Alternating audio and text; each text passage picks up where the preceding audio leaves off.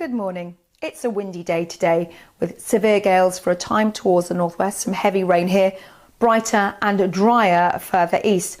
However, with high pressure routed across Central Europe, any weather systems coming in from the Atlantic just grind to a halt across the UK at the moment, with some stronger winds covering much of the country. But this rain will be slow moving towards the northwest with some high rainfall totals through the day. So you can see where the rain is. Severe gales for a time associated with those heavy pulses, some damaging gusts across the western side of Scotland. Elsewhere, the cloud will break at times across England, even eastern Scotland. We'll see some sunshine across eastern counties before the rain just nudges in across West Wales as well as the West Country, and it will persist across Northern Ireland as well as Western Scotland with snow over the higher ground above around 300 metres.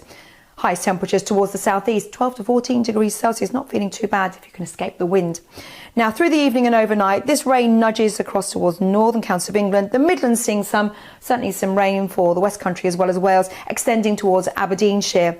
It will turn colder towards the northwest of the country, so certainly for Northern Ireland and the northwest of Scotland, we'll see a frost here and some clearer skies to start the day across eastern counties of England. Even some sunshine as we head through Thursday. But this slow-moving weather front, where we've lost the intensity of the rain, still some patches of wet weather to come. Central parts of Scotland down towards the Midlands, even Wales, but some brighter skies emerging later towards the southwest, central southern England, seeing some brighter weather to end the day. Not as windy on Thursday, and temperatures still double figures away from the northwest. Not a bad day to be out and about if you can escape that clouds and rain across the central spine of the country.